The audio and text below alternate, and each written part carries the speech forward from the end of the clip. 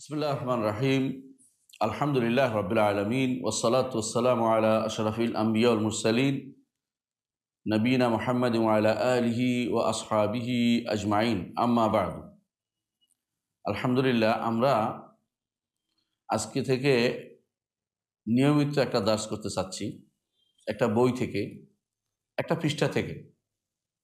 একটা পৃষ্ঠা বলছি এই জন্য, মসজিদে মসজিদে, বাড়িতে বাড়িতে একটা পৃষ্ঠা টাঙ্গানো থাকে। সবাই সাধারণত টাঙ্গাইয়ে রাখে, বাড়িতে বাড়িতে, আবার মসজিদেও অনেকে রাখে। এটা রাখা উচিত, মানে টাঙ্গাইয়ে রাখা উচিত কেন? স্মরণ করার জন্য। ইমানদাররা কেউ স্মরণ করিয়ে দিলে তাদের কাজে লাগে। ওয়াযাক্কির ফাইন্না যিকরা তানফাউল মুমিনিন, আল্লাহ তাআলা বলেছেন, আর স্মরণ করিয়ে দিন, স্মরণ করিয়ে দিলে ইমানদারদের তা কাজে লাগে। কিছু জিনিস আছে মুখস্থ করতে হয়। ইমানিয়াতের বিষয়গুলো এত দরকার, এই জন্য এগুলি মুখস্থ রাখতে হয়। ইসলামিয়াতের যেগুলো মুখস্থ রাখতে হয়। কিছু জিনিস আছে আপনার জীবনেও কোনোদিন আসবে না, এগুলো আপনি অতিরিক্ত জানতে হয়। যে জিনিসগুলি আপনি জানতেই হবে, সেই জিনিসগুলি আপনাকে মুখস্থ করতে হবে।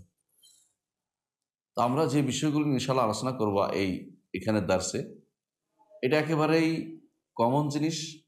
সেটা হচ্ছে নাওয়াকিদুল ইসলাম।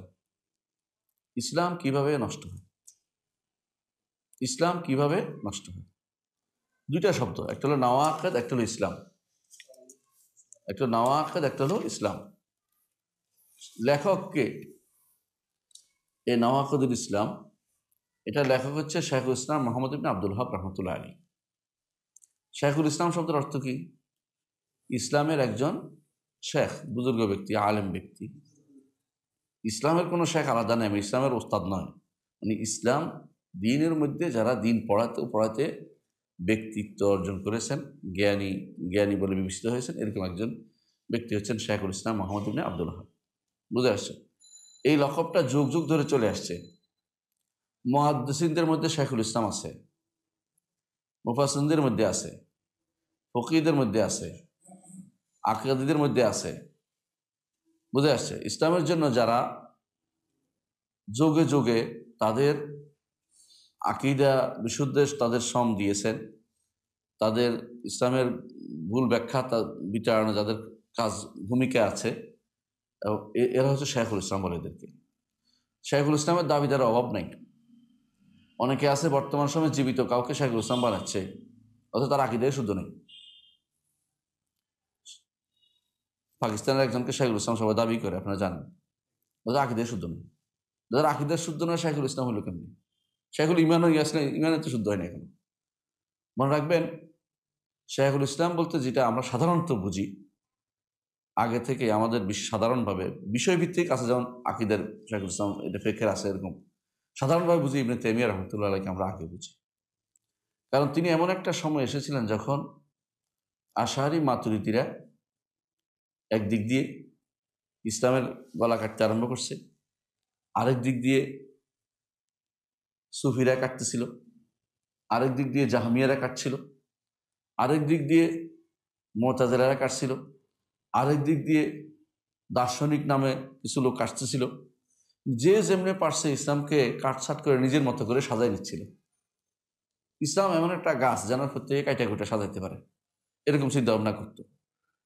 ইবনে তাইমিয়া রাহমাতুল্লাহ আলাইহি শাইখুল ইসলাম হাক্কান ওয়া সিদকান, ইনশাআল্লাহ আমরা বিশ্বাস করি সত্যতার সাথে, তিনি ছিলেন শাইখুল ইসলাম ওয়াল মুসলিমিন ফি যালিকা জামান। ওই সময় তিনি অবশ্যই শাইখুল ইসলাম ছিলেন সময়টা। তখন তিনি এদের বিরুদ্ধে দাঁড়িয়েছিলেন। ঠিক আরেক গোষ্ঠী যখন মাথা ছাড়া দিয়ে উঠল, সেটা হলো যারা কবর পূজারী, তাওহীদুল ইবাদতে যাদের সমস্যা, ইবাদতে তাওহীদের সমস্যা তৈরি করলো। এই তাওহীদের সমস্যা আগে ছিল না। এটা হয়েছে কখন? 1100 শতাব্দীর দিকে, যখন এমন এক একটা কবর মক্কাতে, মদিনাতে এক একটা কবর ঢুকতে হলে পয়সা দিয়ে ঢুকতে হইতো। বুঝেন কিনা? কবর জিয়ারতের জন্য পয়সা দিতে হইতো। অর্থাৎ আপনি যাবেন, আপনি জিয়ারত করতে পারবেন না, আপনার পান্ডা একটা নিতে হবে, সে আপনাকে জিয়ারত করাই দিবে।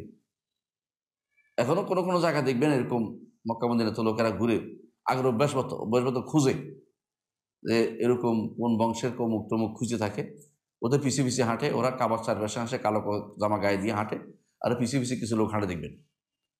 এগুলি কিন্তু কিছু বাকি অংশ রয়ে গেছে, যারা শেখ হোসেন মোহাম্মদ আব্দুল ওয়াহাব রহমতুল্লাহ যেগুলো তাড়িয়েছিলেন।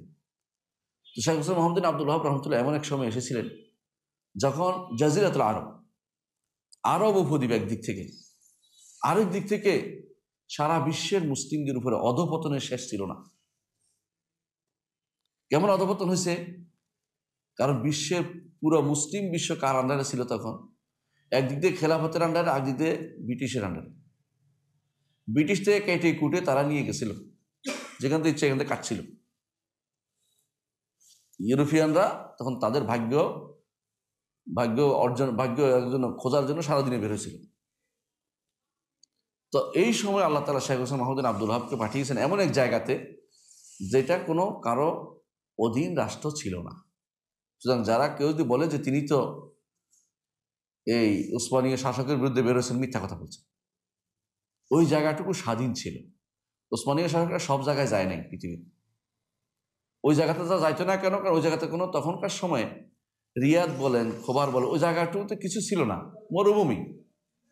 আর শাসকরা বেশি আগ্রহী হয় ওই জায়গাতে যেখান থেকে কিছু তাদের পাওনা আসবে, পয়সা আসবে। ওই জায়গাটুকুতে যাওয়ার মতো তাদের উদ্দেশ্য ছিল না, আশাও ছিল না। তো ওখানে কি ছিল? ছোট ছোট কিছু দুয়াইলাত ছিল, বুঝেন কিনা? যেমন এখন বর্তমানে কিছু জিলা আছে না, জিলার মতো কিছু। এখানে একজন শাসক ছিল, ওইখানে একজন শাসক, ছোট আমির বলা হয়তো ওদেরকে, গোত্রীয় আমির বা এলাকায় ভিত্তিক আমির ছিল। এরা একে অপরকে জায়গা দখল করতো, একে অপরের সম্পর্কে মারামারি করতো, হানাহানি করতো, তখন ছিল। কিন্তু এই আমিরাতগুলো শুধু স্বাধীন ছিল, এগুলো কখনো কোনো কারো অধীন ছিল না। আল্লাহ তাআলা ঠিক ওখানেই শেখ হোসেন মোহাম্মদ আব্দুল ওয়াহাব, আল্লাহ তাআলা তাকে ওখানেই আনয়ন করেন এবং তিনি মদিনাতে আসছেন। মদিনাতে এসে পড়ালেখা করছেন সিন্ধির কাছে, তার ওস্তাদ সিন্ধির কাছে যখন তিনি পড়ালেখা করছেন তখন বলছিলেন যে এই যে কবর, রসুল্লাহর কবরকে ঘিরে এখন তো আলহামদুলিল্লাহ আপনি কোনো সাজদা দেখতে পাবেন না, তখন সাজদা ছিল, পুরা সাজদা হতো। হ্যাঁ, বেদাতিরা এখন এই জন্য যে কোনোভাবে শেখুল ইসলাম মোহাম্মদ আব্দুল ওয়াহাবকে সহ্য করতে পারে না। এরা সৌদি সরকার সহ্য করতে পারে না। এরা যখন দেখে যে ওরা কোনো ভুল করছে, তখন তারা খুশি হয়। খুশি হয় কেন? খুশি হয় এই জন্য আগের জায়গায় ফিরে যাচ্ছে। আগের কোন সময় শিরকের, বেদাতের আখড়ায় পরিণত হয়েছে। আপনারা কি জানেন এখন বাকিতে যে অবস্থা আছে, সে শাইখুল ইসলাম মোহাম্মদ আব্দুল ওয়াহাব রহমতুল্লাহ যখন দুনিয়াতে আসছেন, যখন মদিনায় আসছেন, বাকিতে অবস্থা ছিল না। বাকি তো এরকম বাংলাদেশের মতো এরকম সুন্দর সুন্দর লাল সালু ছিল, বুঝছেন কিনা? আপনি ধরেন কার কবরে যাবেন, যে 10 টাকা দেন আপনার জিয়ারত করাই দিই, এরকম অবস্থা ছিল বাকিতে। সেই ছবিও আপনি দেখতে পাবেন, ইন্টারনেটে খুঁজে দেখেন, পাবেন আপনি ছবি, লাল ইটের ছবি, কারোটা কালো, এক এক ইট দিয়ে বানাইছে। এর কবর যাইতে হলে এইভাবে, এইভাবে যাইতে হবে। মানে আপনাকে কবরস্থান জিয়ারত করার জন্য তারা বিল্ডিং বানিয়ে ফেলছে, কবর উপর বিল্ডিং। এখনো তাই আছে আমাদের দেশে, আছে না? আমাদের এখন দরকার শাইখুল ইসলাম মোহাম্মদ আব্দুল ওয়াহাব মতো রহমতুল্লাহের মতো একজন ব্যক্তিত্ব দরকার, যিনি মানুষকে বুঝিয়ে শুদ্ধ করতে পারবেন, সহযোগিতা নিতে পারবেন, এলেম দ্বারা তিনি বুঝাইতে পারবেন। তিনি চার করেছেন, তিনি মদিনায় পড়েছেন, তারপরে ইরাকে গেছেন পড়তে জুবাইরে, সেখান থেকে তিনি দেখেছেন ওখানে যে শিরিক হয়, সেখানে বিরোধিতা করার কারণে তাকে তারা মেরে ফেলতে চেয়েছিল, আল্লাহ তাআলা তাকে রক্ষা করেছেন। সেখান থেকে তিনি ফিরে আসছেন, আসার পরে তিনি তার এলাকায় গেলেন। তার পিতা বিচারক ছিল, তাদের বংশ খুব আইলমি বংশ ছিল। তিনি তাদেরকে বুঝিয়েছেন, তার পিতা বুঝেনি, তার ভাই বুঝে নেই, এরকম মানুষ ছিল। শত্রু থাকবেই সবসময়, দাওয়াতের শত্রু থাকবে না কেন? বেদাতিরা দেখবেন যে তার ভাইয়ের বই, তার পিতার বই খুঁজে বেড়ায়, কেন? ওনাকে রদ করার জন্য। এখনো আছে তারা, বেদাতিরা এখনো তাই করে। আপনি দেখবেন যে ওই কথা বলতেছে তারা, যে ওনার বাপে কি করছিল, সাজা কি করছিল, এটা দিয়ে দুনিয়াতে কিছু হবে না। রাসূলুল্লাহ সাল্লাল্লাহু আলাইহি ওয়াসাল্লামকে আল্লাহ তাআলা বলেছেন নেশান একাহুল আবতার, আপনার শত্রুরা লেজ কাটা। ঠিক লেজ কাটা ছিল। আপনি রাসূলুল্লাহ সাল্লাল্লাহু আলাইহি ওয়াসাল্লামের শত্রু যারা ছিল তাদের কি বংশধর কেউ আছে? বংশধর নাই। যদি ইসলাম গ্রহণ করে রসুলের বংশধর, কারণ যত মুসলিম আছে মোমেন হয় তারা রসুলের বংশধর। এই জন্য যখন একজন দোয়া করে আল্লাহুম্মা সাল্লি আলা মুহাম্মদ ওয়া আলা আলি মুহাম্মদ, দোয়া আবার আমার গায়ে ফিরে আসে।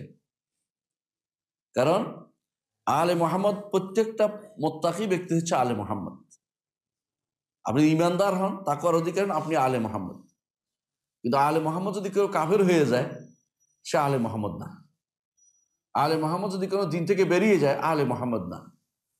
আলে মুহাম্মদ কুল্লু মুমিনিন তাকি, কুল্লু মুমিনিন তাকি, প্রত্যেকটি ইমানদার ব্যক্তি, মুত্তাকি ব্যক্তি আলে মুহাম্মদ। সেই হিসাবে শত্রুদের কে কি বিরোধিতা করে এটা বড় কথা না। যদি ওইখান থেকে ভালো মানুষ এসে যায় তাহলে আলহামদুলিল্লাহ, সেও এর অনুসারী হয়ে গেল।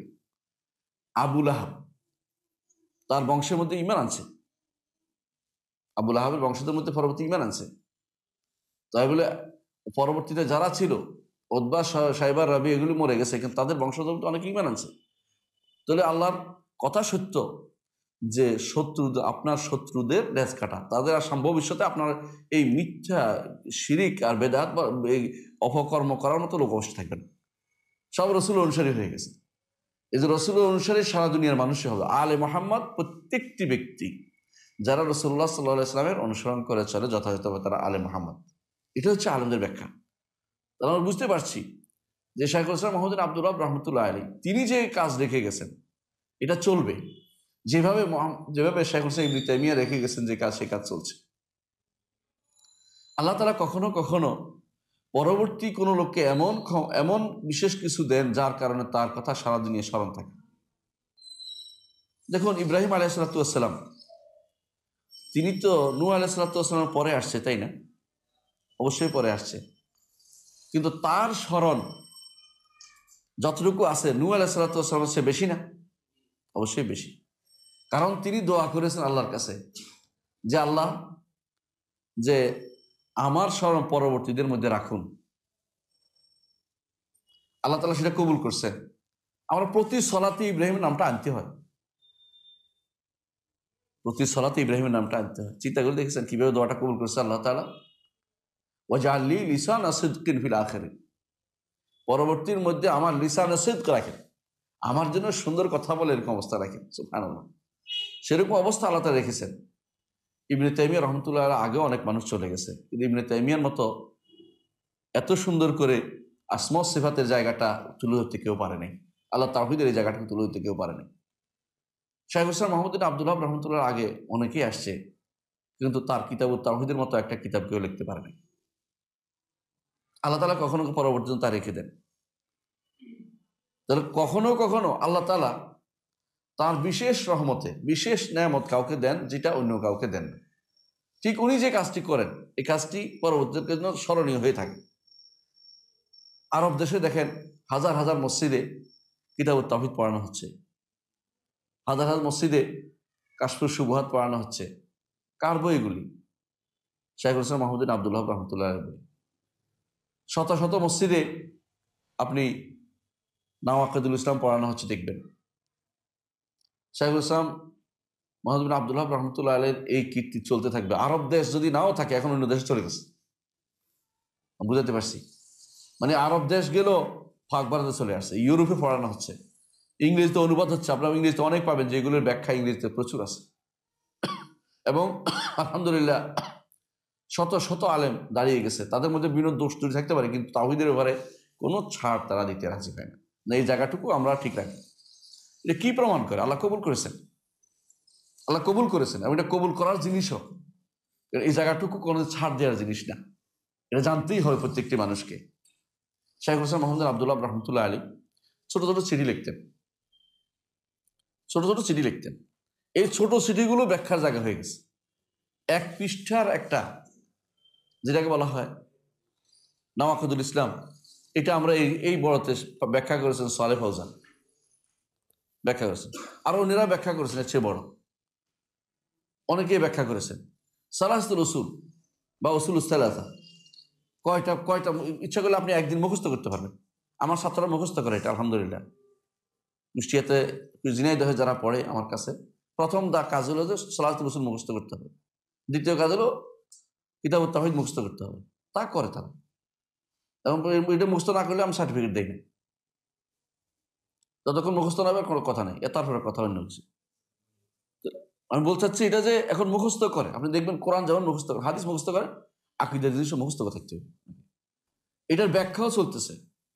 এমন কোনো কথা আপনি খুঁজে পাবেন আপনার দেশে যারা সত্য সত্য কথা বলেছে এবং তার কথা মুখস্থ করার মতো পাবেন না। অথচ একটা বিশাল যুগ পার হয়ে আসছেন আপনি, 1400 বছর পার হয়ে গেছে। বাংলার জমিনে ইসলাম আসছে 1000 বছর হয়েছে, নিঃসন্দেহে 1000 বছর হয়েছে, আর বেশিও কেউ কেউ বলে। অথচ এমন কোনো ব্যক্তিত্ব তৈরি করতে পারেন যাদের একটা কাগজ পরীক্ষা বছরের বছর ধরে পড়া হচ্ছে এবং ভুলবিহীন, হ্যাঁ পড়া হয় অনেক আছে, আমি বলছি না, ভুলবিহীন পড়া হচ্ছে, এরকম পাওয়া যাচ্ছে না। কেন? কারণ মানহাজ আকীদা শুদ্ধ হতে হয়। আর এই দুই দিক থেকেই আমাদের দুই শাইখুল ইসলাম, ইসলামের দুই শাইখুল ইসলাম বলতে পারে, একজন হচ্ছে শাইখুল ইসলাম ইবনে তাইমিয়া, আরেকজন হচ্ছে শাইখুল ইসলাম মুহাম্মদ বিন আব্দুল ওয়াহাব রাহমাতুল্লাহ আলাইহি। তার বিরুদ্ধে বিভিন্ন কথা কিন্তু আছে। হানাফি মাযহাবের কিতাবের মধ্যে লিখছে খারেজি, কোথায় খারেজি করলো, খুরুজ করলো, দেখাইতে পারে না কোথায় খুরুজ করলো তিনি, কারণ তাদের কবর পূজার বিরুদ্ধে বলেছে যেন খারেজি হয়েছে। তাদের বইতে লেখা আছে যে তিনি নাকি বুঝে না, তার বুঝে না দেখে এখন পড়াচ্ছে কি তার বই, সবাই পড়াচ্ছে, তিনি বুঝে নাই না তোমরা বুঝো নাই। এগুলি হচ্ছে আপনি অনেককেই দেখবেন বর্তমানে, যেটা হচ্ছে এলমের দোহাই দিয়ে নিজেরা না জেনেও অন্যের উপরে আঘাত করা, অন্যের উপরে আঘাত করা। অনেক সময় দেখবেন যে আপনি যারা বেশিরভাগ সহি আকীদা ও মানহাজ বিরোধী, ওদেরকে দেখবেন যারা আকীদা সহি আছে মানহাজ, তাদের সামান্য বিষয়ের উপর আঘাত করে তাদের ঘায়েল করতে চেষ্টা করে জনগণের কাছে। এটা তাদের একটা অভ্যাসে পরিণত হয়েছে। এটা কখনো মেনে নেওয়া যাবে না। তো আমরা যেটা আসছি, আমাদের কথা চলে আসছি, এটা তারা করবেই, যুগে যুগে করেছে। আপনি কি দেখেননি রাসূলুল্লাহ সাল্লাল্লাহু আলাইহি সাল্লাম এর যুগে কাফেররা কি বলতো? পাগল, কি বলতো? গণক, কি বলতো? কবি, কি বলতো? জিনে ধরেছে। একটা কি শুদ্ধ? একটাও শুদ্ধ না। সুতরাং তারা কি বললো বড় কথা নয়, আমাদের দায়িত্ব হচ্ছে দাওয়াতে পথে এগিয়ে যাও। এই কিতাবটা আপনারা মানে এই 10টা জিনিসের ব্যাখ্যা করে মানুষকে জানানোটা ফরজ আমাদের। কারণ একটা মানুষ যদি ঈমান নিয়ে কবর যেতে পারে, এটা বিশাল সাকসেস আপনার জন্য। আপনি এবং আপনার পরিবার যদি কোনো জাহান্নাম থেকে বাঁচতে পারেন, সাকসেস। কু আনফুসাকুম ওয়া আহলিকুম নারা, নিজেকে বাঁচাও, পরিবারকে বাঁচাও, আল্লাহর নির্দেশ এটা। আপনাকে সারা দুনিয়ার চিন্তা আপনার মাথায় ঢেলে দেয় নাই, নাহলে বিপদে পড়ে যেতেন আপনি। আপনি যদি যত বড় দায়িত্ব পাবেন, তত বড় চিন্তা আপনার মাথায় আসবে। এই মাদ্রাসার যেহেতু আপনি দায়িত্বশীল, আপনার উপর মাদ্রাসার ছেলেদের পড়ানোর দায়িত্ব রয়ে গেছে, ওদেরকেও বাঁচানোর দায়িত্ব আপনার রয়ে গেছে। শিরক থেকে মুক্তির আলোচনা এখানে আপনাকে করতে হবে। এই 10টি জিনিস তাকে মুখস্থ করাতে হবে, 3টি উসুল তাকে মুখস্থ করাতে হবে, এটা মাথায় রাখতে হবে আপনাকে। এই জন্য মদিনার শেখ আব্দুল মোহসেন আল কাসেম দেখবেন তার ছোট ছোট অনেকগুলো গ্রন্থ আছে মুতুন বাচ্চাদের মুখস্থ করার জন্য। প্রথম দাস যেন হয় আপনাদের এখানে সবখানে, মান রব্বুকা ওমা দিনুকা ওমান নাবিয়ুকা। আপনার অন্য কিছুর দরকার নেই, আপনার তারবিয়া দিনিয়া যত রকম বই বের হয়েছে না, এগুলির মধ্যে যদি 3টে জিনিস না থাকে, এগুলো পড়াই না। আগে তোমার রবকে, দিনকে, ইসলাম, দিনকে নবীকে এটা শিখিয়ে দেন ভালো করে। এটা শিক্ষা দিলে কি হবে? আপনি অন্যগুলি পরে শিখে। অনেকে আছে দুনিয়ার সব শিক্ষা দিচ্ছেন তাকে, এটা পরে দ্বিতীয় দর্শে আসে। প্রথম দর্শ আসুক যে আমার 3টা দিন, যে 3টা কবরে কাজে লাগবে। এইটা হলে এখন আপনার সন্তান নষ্ট হবে না। সারা জীবন চিন্তা করে আমার রব আছে, রবের কথা শুনতে হবে, ইসলাম মানতে হবে, নবীর কথা শুনতে হবে, অন্যদিকে যাওয়ার চিন্তা সে করতে পারবে না। এই জন্য ইসলামকে ভালোবাসতে হবে, ইমানকে ভালোবাসতে হবে। ইসলাম নষ্ট হয়ে যায়, ইসলাম যেমনি ভাবে হয় তেমনি নষ্ট হয়। অজু হয়, তাই না? কয়টা কাজ করলে অজু হয় আপনারা জানেন? অজু নষ্ট হয় এটাও তো জানা দরকার আছে। কেউ যদি কিছু কাজ করলো আবার নষ্ট করে, তার অজু নষ্ট হয়ে গেল না? নষ্ট করা যাবে না, কারণ একটা মানুষের জীবন অত্যন্ত সংকীর্ণ। এই জীবনে যা আপনি করবেন, কোথায় পাবেন সেটা? পরবর্তী জীবনে সেটা পাবেন। এই জীবনে যা যা আপনি করবেন, পরবর্তী দিনে সেটা পাবেন। জীবনের এই সময়টুকু যদি নষ্ট করে দেন আপনি, বিশাল সময় যদি আপনার নষ্ট হয়ে যায়, আপনার জন্য সংগ্রহ অনেক কমে গেল, আপনার সংগ্রহ অনেক কমে গেল। সময় থাকতে কাজে লাগানো দরকার, সময়টাকে নষ্ট করা যাবে না। তো আমরা এই জন্য অনুরোধ জানাবো, আসুন আমরা এই কিতাবটা পড়ি, ব্যাখ্যাটা শুনি, ইনশাল্লাহ এটা আমাদের কাজে লাগবে। এবং নিজে ব্যাখ্যা শোনা নয়, সন্তানদের সহ শুনবেন, এদেরও বোঝানোর চেষ্টা করবেন যে আমি যতটুকু শুনেছি তোমরাও শোনো, এটা ইনশাল্লাহ কাজে লাগবে। এই জন্য আমরা প্রথমে শুরু করবো, ওইটা কার বলছি, শেখুল ইসলাম মাহমুদ ইবনে আব্দুল ওয়াহাব রহমতুল্লাহ আলাইহির কথা। তিনি মাত্র অল্প কয়েকটা কথা বলেছেন, 10টি জিনিসের কথা বলেছেন। এটা নাওয়াকিদুল ইসলাম আল আশারা বলে, 10টি কাজ ইসলামকে বিনষ্ট করে দেয়। সেটা নিয়ে আমরা ইনশাআল্লাহ করতে চাচ্ছি, বিস্তারিত আলোচনা করতে চাচ্ছি। আলহামদুলিল্লাহ, আমরা প্রথমেই বলি নাওয়াকিদ, উনি বলছেন নাওয়াকিদুল ইসলাম। নাওয়াকিদ শব্দের অর্থ কি? নাকদ অর্থ হচ্ছে, আরবিতে নাকদ হচ্ছে কোনো কিছু নষ্ট করে যাওয়া। মানে একটা দেয়াল আছে, দেয়ালটা ভেঙে ফেললাম, অথবা হাতের সামনে কিছু একটা আছে ভেঙে ফেললাম, মোবাইল আছে ভেঙে ফেললাম, নকদ করা, নাকদা, ধ্বংস করে দেয়া। এই জন্য আল্লাহ তাআলা বলছেন ওয়ালা তানকুদুল আইমান বা'দা তাওকীদিহা, কোনো শপথ যখন করো তোমরা কোনো কাজ করা, এটাকে তোমরা নকদ করো না, অর্থাৎ এটাকে ভঙ্গ করো না। সূরা নাহলের 91 নম্বর আয়াতে আল্লাহ বলেছেন। অনুরূপভাবে সূরা নাহলের 92-তে বলছেন ওয়ালা তাকুনু কাল্লাতী নাকদাত গাজলাহা, ওদের মতো হইও না, ওই নারীর মতো হইও না, যে নারী কি করে সারাদিন ধরে সুতা ঠিক করে বিকালবেলা সেটাকে আউলে ফেলে। ওয়ালা তাকুনু কাল্লাতী নাকদাত গাজলাহা মিন বা'দি কুওয়াতিন আনকাথা, এরকম হইও না। আল্লাহ তাআলা এটা আমাদেরকে এইভাবে নকদ, মানে জিনিসটাকে নিষিদ্ধ, নকদ শব্দ বোঝানোর জন্য আমি দুটো আয়াত নিয়ে আসছি, যেন নকদ করিও, নষ্ট করিও না, নষ্ট যেন না করে। ইসলাম হচ্ছে আমার মেইন পুঁজি, এই পুঁজি একবার নষ্ট হয়ে গেলে আপনি এটা আর পাবেন না। ইসলাম কি কি কারণ নষ্ট হয়ে যায় এটা আমরা জানতেই হবে।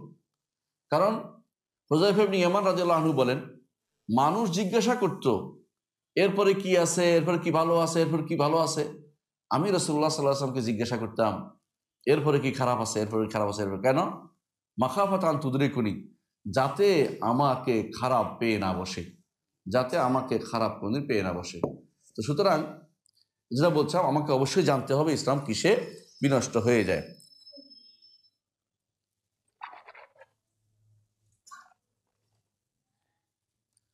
ইসলাম কাকে বলে এটা আগে জানা দরকার। নষ্ট শুনলাম নাওয়াকিদুল ইসলাম, ইসলাম কাকে বলে? ইসলাম কাকে বলে? আমাদের অনেক ভাই তো ইসলাম সম্পর্কে জানি, তাই না ভাই? ইসলাম কাকে বলে কেউ বলতে পারবেন? একজন হাত তোলা দিয়ে, একজন, আপনি ছাড়া, আপনি ছাড়া। হ্যাঁ, ইসলাম কাকে বলে? হ্যাঁ হ্যাঁ, মাশাআল্লাহ, তুমি একটা বলেছো, আচ্ছা ঠিক আছে, তবু সাহস আছে। হ্যাঁ, আর কে আছে? ইসলাম কাকে বলে?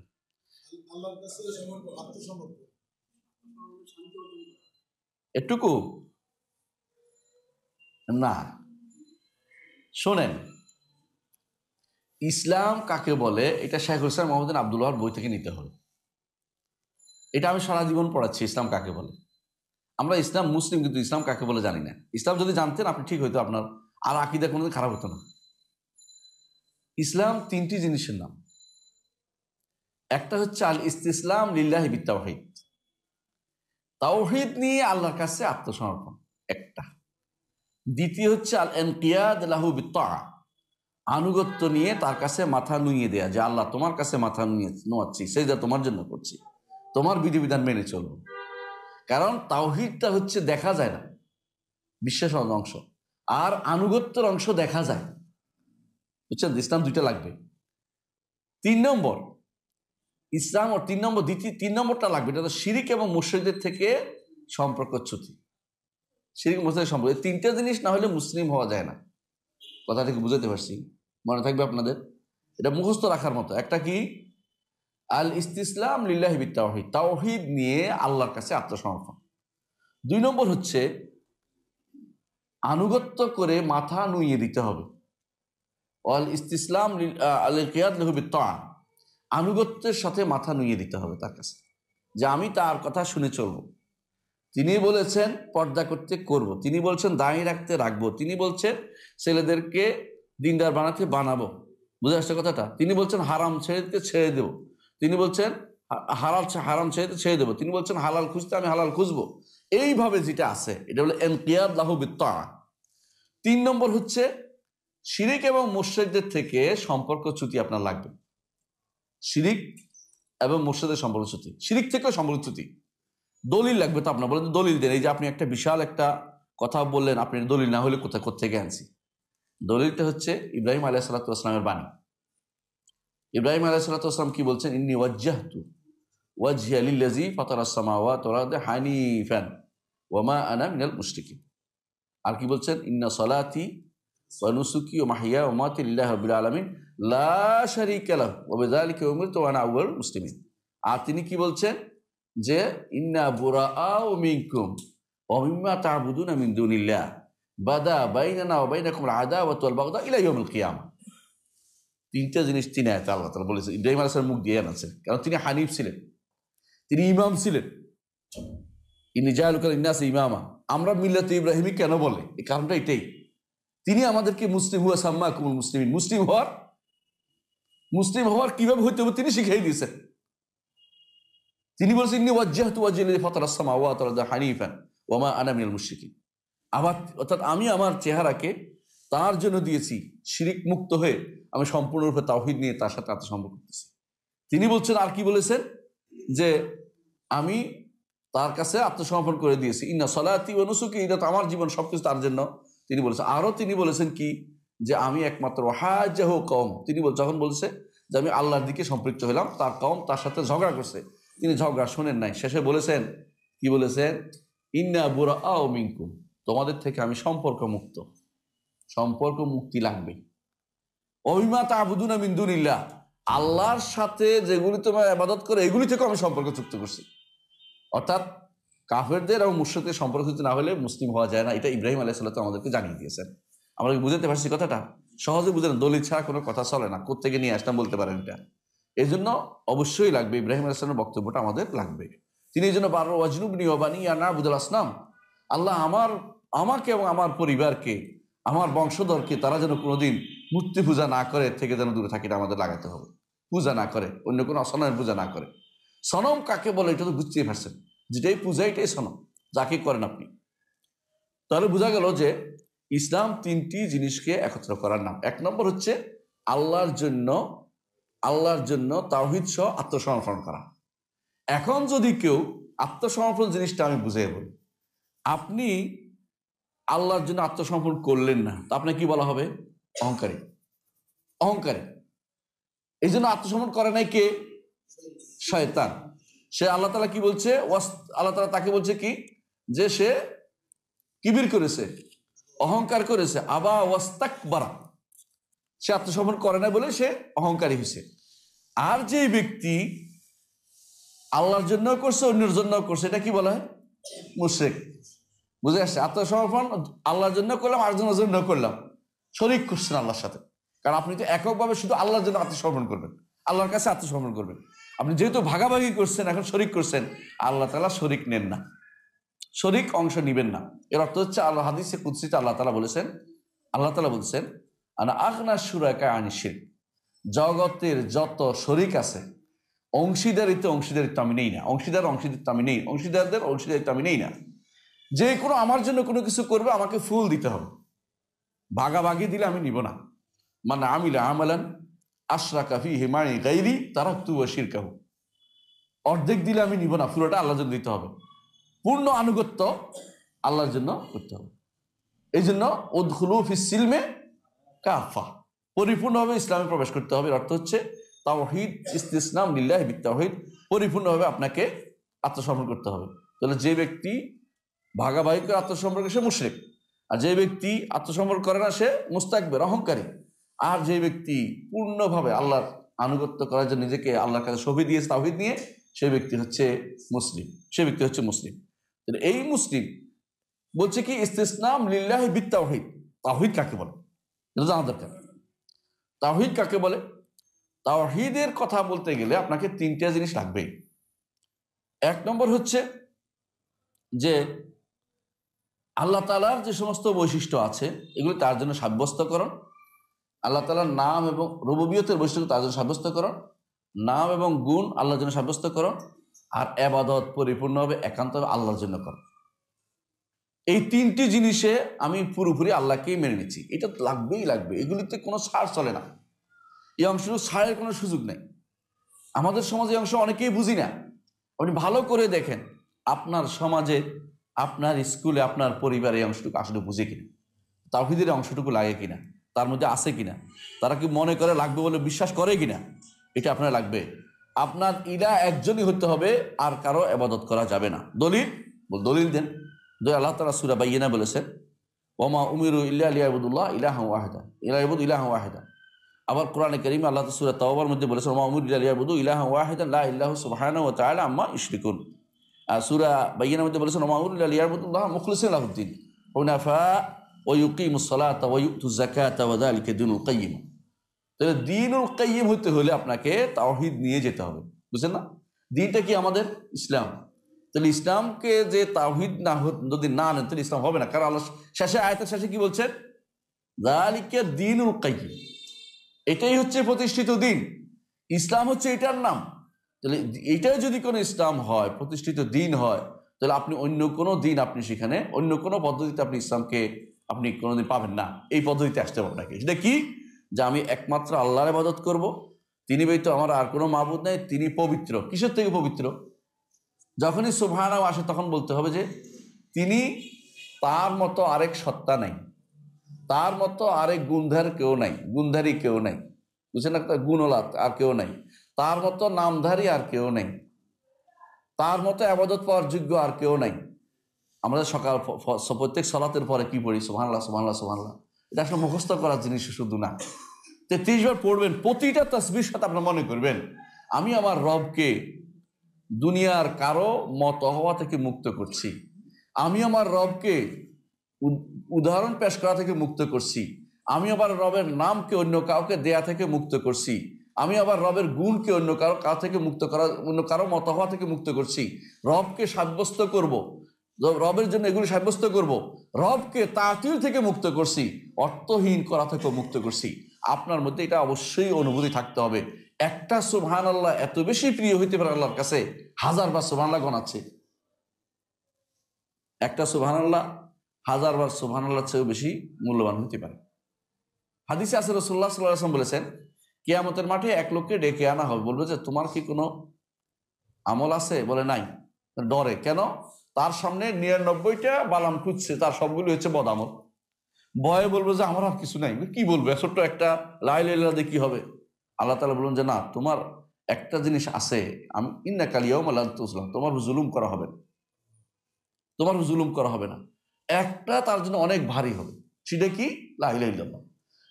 এটা সবাই আমরা বলি, তো তার জন্য ভারী হলো কেন? অর্থ বুঝে তিনি কাজটা করেছেন, সত্যি সত্যি গুনাহ করলো, গুনাহ তার হয়ে গেছে, কিন্তু আল্লাহ তাওহীদের মধ্যে কোনো শিরিক করে নাই। এই ব্যক্তিকে আল্লাহ তাআলা তখন ক্ষমা করে দিবে। তার একটা ভারী হয়ে যাবে, ভারী হলেই তো পার। আল্লাহ কোরআনে কারীমে বলে দিয়েছেন যে যারটা ভারী হবে সে পার পেয়ে যাবে। আর যা ফামান সাকুলাত মাওয়াজিনুহু ফাহুয়া ফি আইশাতির রাদিয়া। এই জন্য ভারী হয়ে সে পার পেয়ে গেছে। তাহলে আপনার সুবহানাল্লাহ ভারী হয়েছে কিনা একটু দেখেন। সুবহানাল্লাহ আসলে কি আল্লাহ তাসবিহ পাঠ করাটা সত্য আছে কিনা দেখেন। এই জন্য সুবহানাহ অবশ্যই আপনাকে অর্থ বুঝতে হবে। কেন? এই প্রত্যেকেই সুবহান তাসবিহ বলতেন, সুবহান রাব্বিকা রাব্বিল ইজ্জাতি আম্মা ইয়াসিফুন ওয়া সালামুন আলাল মুরসালিন। খেয়াল করছেন? সুবহান রাব্বিকা রাব্বিল ইজ্জা আম্মা ইয়াসিফুন। তোমরা যে সমস্ত খারাপ গুণে আল্লাহকে গুণান্বিত করো তার থেকে আল্লাহ তাআলা কতই না পবিত্র। এরপরে ওয়া সালামুন আলাল মুরসালিন কেন বললেন? মুরসালিনদের সালাম কেন দিলেন? রাসূলদের সালাম কেন দিলেন? সালাম এই জন্য দিয়েছেন কারণ রাসূলরা আল্লাহকে সবচেয়ে বেশি পবিত্র ঘোষণা করেন। এই জন্য তিনি তাদের আল্লাহর পক্ষ থেকে সালামুন আলাল মুরসালিন, তোমরা আমাকে সালামত রেখেছ খারাপ গুণ দেয়া থেকে, তোমাদেরকে আমি সালামত দিলাম, শান্তি দিলাম। সেই শান্তি জান্নাত। আলহামদুলিল্লাহ রাব্বিল আলামিন, সবশেষে আলহাম তাহমিদও আছে। এই জন্য প্রিয় সবচেয়ে বড় কথা হচ্ছে সুবহানাল্লাহ, আলহামদুলিল্লাহ, আল্লাহু আকবার, লা ইলাহা ইল্লাল্লাহ। এগুলির মধ্যে আপনার আল্লাহর সাথে সম্পৃক্ত যেগুলি সবচেয়ে বেশি প্রিয়, এগুলি এই জন্য উত্তম জিকির। এগুলি হচ্ছে তাওহীদের অংশ প্রত্যেকটা জিনিস। এই জন্য এগুলো আপনি দেখবেন উত্তম জিকির যেখানে সেখানে লা ইলাহা ইল্লাল্লাহ আছে। এই জন্য যেখান থেকে বিপদ থেকে বাঁচার জন্য এটা বিশাল অস্ত্র হচ্ছে লা ইলাহা ইল্লা আনতা সুবহানাকা ইন্নী কুনতু মিনাজ জালিমিন। আল্লাহর কাছে প্রিয় জিনিস হচ্ছে এটা। এই জন্য ফেরেশতারা এটাকে একসাথ করে সুবহানাল্লাহি ওয়া বিহামদিহি। তাদের উত্তম সর্বোত্তম জিকির হচ্ছে ফেরেশতাদের সুবহানাল্লাহি ওয়া বিহামদিহি। সকালবেলা সুবহানাল্লাহি ওয়া বিহামদিহি আদাদা খালকিহি রিদা নাফসিহি জিনাত আরশি মিদাদা কালিমাতি বলেন না, এগুলি কয়টা জিনিস বলে আপনি সুবহানাল্লাহি ওয়া বিহামদিহি বলতেছেন? খেয়াল করছেন জিনিসটা? এত পরিমাণ, এত ওজনের, এত কিছু কি সুবহানাল্লাহি ওয়া বিহামদিহি। তা আপনার তাসবিহ মুখ দিয়ে বের অর্থ হচ্ছে আপনি কিন্তু বিশাল কাজ করেছেন। তো এই যে সুবহানাল্লাহি ওয়া বিহামদিহি, এটা একজন মানুষ তাওহীদের সাথে সাথে তাসবিহ তার কেন লাগবে? কারণ তাসবিহ করে আল্লাহকে যে কোনো রকমের খারাপ গুণ থেকে পবিত্র করা হচ্ছে। আল্লাহ তাআলা এটা পছন্দ করেন, তাসবিহটা আল্লাহর কাছে বেশি প্রিয়। এই জন্য আগে তাসবিহ পরে তাহমিদ। আগে তাসবিহ পরে তাহমিদ কেন বুঝছেন? এটাকে আরবিতে বলে আত-তাখলিয়া ক্বাবলা আত-তাহলিয়া। আপনার যদি পেট খারাপ থাকে, যতই মোরগ পোলাও খান পেটে সহ্য হবে? আগে পেট ঠিক করতে হবে, তারপরে ভালো খাইতে পারলে এটা কাজে লাগবে, উপাদেয় হবে। যদি শিরিক থেকেই যায়, আপনি কিন্তু যতই সুবহানাল্লাহ সুবহানাল্লাহ বলেন কাজ হবে না, মানে আলহামদুলিল্লাহ কাজ হবে না। এই জন্য আগে পরিচ্ছন্ন করে লা ইলাহা ইল্লাল্লাহ এটা ঠিক করে তারপর আপনার সমস্ত কাজ করতে হবে। এই জন্য সুবহানার পরে আলহামদুলিল্লাহ তাসবিহ, বুঝছেন তো? সুবহানাল্লাহ আলহামদুলিল্লাহ আল্লাহু আকবার এভাবে বলতে হবে আপনাকে। সিস্টেম এভাবে আসছে যে আপনার লা ইলাহা ইল্লাল্লাহ শুদ্ধ হয়ে যাবে। মানে লা ইলাহা ইল্লাল্লাহ মুখে বলেন, অন্তর কর্মকাণ্ড তার বিপরীতটা করা হয়ে যায়। এই জন্য তাহলে আপনাকে দলিল হিসেবে আমরা দেখাচ্ছি যে তাওহীদ লাগবেই। ইসলাম লিল্লাহি বিত্তাওহীদ। আর তাওহীদের জন্য তো আয়াত, এটা দিন, এটা যে দিন প্রমাণ, এটা ইসলামের জন্য লাগবে, এটা প্রমাণ হচ্ছে সূরা তাওবার 31 নম্বর আয়াত এবং সূরা বাইয়িনার 5 নম্বর আয়াত। মুখস্থ করবেন সবসময়। এটা সুবিধা কি আপনি বলতে পারবেন যে এটার মধ্যে স্পষ্ট বলা হয়েছে একমাত্র আল্লাহর ইবাদত করতে হবে খালেস ভাবে, আর কারো ইবাদত করা যাবে না। এবং এটা নাম দিয়েছে আল্লাহ নিজে, নাম দিয়েছেন কি আদ-দীনুল কাইয়্যিম। এটা হলো প্রতিষ্ঠিত দিন। ঠিক অন্য আয়াতে আল্লাহ তাআলা বলছেন ইনিল হুকমু ইল্লা লিল্লাহ আমারা আল্লাহ তা'বুদু ইল্লা ইয়াহ যালিকা দীনুল কাইয়্যিম। যদি আপনি তাওহীদ নিয়ে আল্লাহর সাথে আপনি সাক্ষাৎ করতে পারেন, আপনি দীনুল কাইয়্যিম ইসলাম নিয়ে আল্লাহর সাথে গেছেন। ওয়ালাকিন্না আকসারান নাসি লা ইয়ালামুন। এটা হচ্ছে ইসলাম। ইসলামকে বুঝতে পারছি কি জিনিস? তাহলে ইসলাম চিনছি, ইসলাম নষ্ট হয় এটা বুঝছি, তাই না? ইসলাম কাকে বলে বুঝছি। ইসলাম নিয়ে আত্মসমর্পণ করতে হবে, তাওহীদ নিয়ে এটা বুঝছি আল্লাহর কাছে, এটা তাওহীদের একটা অংশ। দ্বিতীয় অংশ হচ্ছে ইনকিয়াদ লাহু বিত্তাআহ। এটা তো ব্যাখ্যা করিনি, প্রথম অংশে ব্যাখ্যা করলাম। ইনকিয়াদ লাহু বিত্তাআহ, আমি আনুগত্যের সাথে আল্লাহর কাছে মাথা ঝুঁকে রাখবো সবসময় আনুগত্যের সাথে। এই আনুগত্য আমার লাগবেই, আল্লাহর আনুগত্য করতে হবে। কারণ আল্লাহ বলেছেন আতিউল্লাহ ওয়া আতিউর রাসূল। আনুগত্য লাগবে না? কোরআনের কথা এটা। এই আনুগত্য আপনার লাগবেই। এই জন্য দুইটাই লাগবে, আল্লাহর যেমন আনুগত্য লাগবে, রাসূলের আনুগত্য লাগবে। ইসলাম দুইটা জিনিসের নাম, আল্লাহর আনুগত্য এবং রাসূলের আনুগত্য। আল্লাহর সাথে আল্লাহর তাওহীদ নিয়ে তারপরে রয়েছে কি আনুগত্যের প্রশ্ন। আনুগত্য কার করবেন? আল্লাহ এবং তার রাসূলের। আল্লাহ কার আনুগত্য করতে বলেছেন? রাসূলের। রাসূল কার আনুগত্য করতে বলেছেন? আল্লাহ। এবং এটাও বলেছেন মান ইউতির রাসূলা ফাকাদ আতা আল্লাহ। যে কেউ রাসূলের আনুগত্য করলো সে কার আনুগত্য করলো? আল্লাহর আনুগত্য করলো। তাহলে সুতরাং যেহেতু আনুগত্যের মাসআলাটা জড়িত, এটাই বলছে ইনকিয়াদ লাহু বিত্তাআহ, আল্লাহর জন্য আনুগত্য নিয়ে মাথা ঝুঁকিয়ে দেবে। আনুগত্য থাকবে আল্লাহ এবং তার রাসূলের পক্ষ, যেটা বলছে সেটাকে মেনে নিতে হবে। আল্লাহ এবং রাসূল যেখানে যা বলেছেন সেটাকে বিনা বাক্যভাবে মানার নাম হচ্ছে আনুগত্য। এই জন্য কোরআনে কারীম আল্লাহ তাআলা বলছেন ফালা রাব্বিকা লা ইউমিনুন। আল্লাহ তাআলা শপথ করে বলছেন নিজে, রব্বিকা নিজের, তবে তোমার রব শপথ করে বলছে লা ইউমিনুন, ঈমানদার হতে পারবে না হাত্তা ইউহাক্কিমুকা ফীমা শাজারা বাইনাহুম, তাদের মধ্যে যা ঘটে গেছে এই ব্যাপারে তারা যদি আপনাকে ফয়সালাকারী না মানে। কাকে? মুহাম্মদুর রাসূলুল্লাহ সাল্লাল্লাহু আলাইহি ওয়াসাল্লামকে। ফয়সালা করবে কে? মুহাম্মদ সাল্লাল্লাহু আলাইহি ওয়াসাল্লাম। আল্লাহ তাআলা তার আরশের উপর থেকে নেমে এসে আমাদের ফয়সালা করে দিবে না। আমাদের ফয়সালা করে দেখাই দিয়েছে কে? মুহাম্মদুর রাসূলুল্লাহ সাল্লাল্লাহু আলাইহি ওয়াসাল্লাম। আল্লাহ তাআলা আয়াত নাযিল করে তাকে ফয়সালা করার ক্ষমতা দিয়েছে। ওয়ানিহকুম বাইনাহুম বিমা আনজালাল্লাহ, আপনি তাদের মধ্যে আল্লাহর বিধান দিয়ে ফয়সালা করে দিন, আল্লাহ বলে দিয়েছে। তাহলে এই জন্য রাসূলুল্লাহ সাল্লাল্লাহু আলাইহি ওয়াসাল্লাম যে ফয়সালা দিবে সেটা আমাদের মানতেই হবে। এরপর কি বলছেন? যে হাত্তা ইউহাক্কিমুকা ফীমা শাজারা বাইনাহুম সুম্মা লা ইয়াজিদু ফি আনফুসিহিম হারাজাম মিম্মা কাদাইতা। তারপর আপনি যে ফয়সালা দিবেন এই ফয়সালা মানার ক্ষেত্রে তাদের অন্তরে কোনো সামান্যতম কোনো দ্বিধা থাকতে পারবে না। বুঝলেন কিনা? রাসূল ফয়সালা দিয়েছে এটা হারাম, আপনার মনের ভিতরে যে আসে যে এইটা হারাম করা কি দরকার ছিল, তাহলে বোঝা গেল আপনি এখন ঈমানদার হতে পারেন নাই। এটা হলো বুঝে আসছে কথাটা, এইটা হলো নিয়ম। তারপর কি বলেছে? ওই ইউসাল্লিমু তাসলিমা, মানার মতো মানতে হবে। এইটা হচ্ছে আনুগত্য, দ্বিতীয় অংশ। 3 নম্বর হচ্ছে শিরিক এবং মুশরিকদের থেকে সাথে সম্পর্কচ্যুতি। এই জিনিসটা আমাদের খুবই গায়ে লাগে। কেন? আমরা এখন সব কিছুকে একসাথে চলতে চাই। হ্যাঁ, একসাথে চলেন। আপনার দুনিয়ার ব্যবসা বাণিজ্য আমরা নো করতেছি না, দুনিয়াতে অনেক কিছু আপনার চলবে, কিন্তু দিনের ব্যাপারে কোনো ছাড় চলে না। দিনের ব্যাপারে কোনো ছাড় চলে না। এইখানে যদি কোনো আপনার ছাড় চলে তো আপনি ইমানদার হতে পারলেন না, আপনি এখনো মুসলিম বিবেচিত হতে পারেন নাই। মুসলিম হওয়ার পরে মোমেন হয়, মোমেন হওয়ার পরে মহসিন হয়, আপনি এখনো মুসলিমই হন নাই। মুসলিম হওয়ার জন্য এটা লাগবে। 3 নম্বরটা খুবই কমে আলোচনা হয় মানুষের মাঝে, কারণ এটা বললে যদি কোনো ক্ষতি হয়, যদি কোনো আমার ছুটে যায়, ব্যবসা নষ্ট হয়ে যায়, যদি কোনো আমার সম্পর্ক ক্ষতি হয়ে যায়, এই আশঙ্কা অনেকেই কিছু করতে চায় না। না, এটা বলতে হবে আপনাকে, বারাআতু মিনাশ শিরকি ওয়া আহলি, শিরিক এবং মুশরিকদের থেকে সম্পর্কচ্যুতি আপনাকে লাগবেই। একজন মানুষ আল্লাহর তাওহীদ নিয়ে মেনে নিচ্ছে, রসুলের কথাও মানে, কিন্তু তার অন্যদের সাথে তার কিছু লিঙ্ক রয়ে গেছে, তারাও চলে, তারাও ভালো, বোঝা গেল যে না, আপনি এখন ইমানদার হতে পারেন না। 3 নম্বরটা দরকার। কি করতে হবে আপনাকে? 1 নম্বর, শিরিক থেকে মুক্ত আমি হব। 2 নম্বর, মুশরিকদের থেকে মুক্ত আমি হব। 3 নম্বর, বিশ্বাস করতে হবে যে মুশরিকদের যত রকমের রীতিনীতি আছে সব বাতিল। 3 নম্বর এটা। 4 নম্বর, বিশ্বাস করতে হবে মুশরিকরা কাফের। অনেকে আছে ওই যে না, কাফের বলা যাবে না, তো কাফের ইমানদার বলতে হবে, ইমান আনুক, তা তো ইমানদার বলবো না। কাফের বললে ওদের মনে কষ্ট আসে, এই জন্য কারো মনে কষ্ট দেওয়া যাবে না। বাহ, উনি খুব উদার মানুষ, হ্যাঁ, উনি নিজের উদার মানুষ, বইটাও আরেকজন দিয়ে দিবেন, হ্যাঁ, এরকম অবস্থা, ইমানটাও আরেকজন দিয়ে দিবেন, বুঝেন না? এরকম অবস্থা যে না না, কাফের বলা যাবে না। অনেকে আছে না না, ওদের কাফের বলা, তো আল্লাহর বিশ্বাস করে, আল্লাহর বিশ্বাস করলে ইমানদার হওয়া যায় না। ইমানদার হতে হলে 3টা জিনিস লাগে। সেটা কি বলেছিলাম? আল্লাহকে রব মানতে হয়, আল্লাহকে নাম ও গুণে স্বীকৃতি দিতে হয়। 3 নম্বর হচ্ছে আল্লাহ তার একমাত্র আল্লাহর ইবাদত করতে হয়। ওরকম হইলে তিনি ইমানদার। এর আগ পর্যন্ত আপনি কাউকে যদি বলেন যে তিনি তো আল্লাহকে মানে, আল্লাহকে মানলে আমাদের ইমানদার বলি না তো কোনোদিন। এই জন্য আমাদের সমাজে প্রচলিত নিয়ম আছে, ইমানদার ওই ব্যক্তি হয়ে যায় যে ব্যক্তি আল্লাহকে মেনে ফেলছে, আল্লাহকে মানছে। আল্লাহ একজন মানে, উপরওয়ালা একজন মানে, তিনি একজনের মানে, তো তারা মুশরিক বলা যাবে না, তারা কাফের বলে না। মুশরিক যে সে কাফের, কাফেরকে মুশরিক বলতে হবে।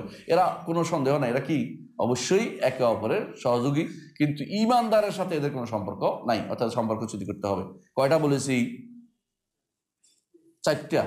মুশরিকদেরকে কাফের বলতে হবে। 5 নম্বর হচ্ছে তাদেরকে ঘৃণা করতে হবে। কি জন্য ঘৃণা করতে হবে? ব্যক্তি ন, কি জন্য? শিরকের কারণে, কুফুরের কারণে, নেফাকের কারণে, তারা আমাদের ইসলামের শত্রু হওয়ার কারণে। মুহাম্মদ রাসূলুল্লাহ সাল্লাল্লাহু আলাইহি ওয়াসাল্লাম তাদের সাথে খুব মহব্বত রাখতেন না ঘৃণা করতেন? ঘৃণা করতেন। বুঝে আসছে কথাটা? আল্লাহ বলেছেন সরাসরি, ইন্নামাল মুশরিকুনা নাজাসুন। অপবিত্র জিনিস নিয়ে আপনি টানাটানি করতে পারেন না, আপনার ঘৃণা থাকতেই হবে। এটা যে ঘৃণা থাকতে হবে, অন্তরের মধ্যে ঘৃণা রাখতেই হবে।